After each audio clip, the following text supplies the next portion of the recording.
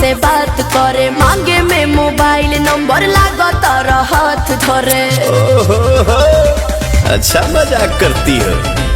गोरी फूला झाड़ी बारू पापा के पारी बारू, लगलू पसारे तू तो पंख पियर फराक वाली।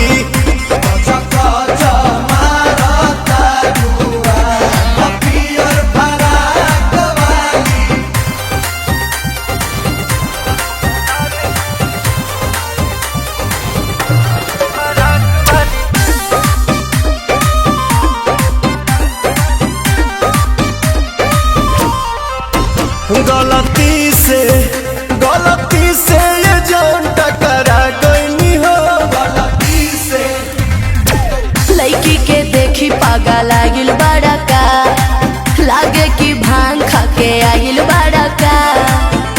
करत इशारा बारू कहत आवारा बारू, भड़केलू कैलो मजाक पियर फराक वाली।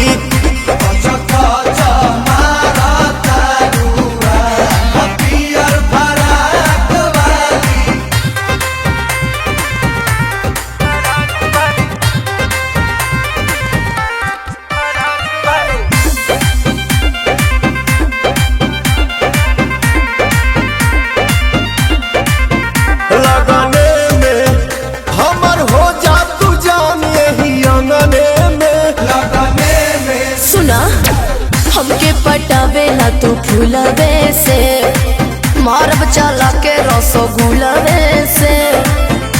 आगे आगे आंसू खोई है, पीछे पीरियम सुपई है। पवन के मान दिया तू राख पियर फराक वाली।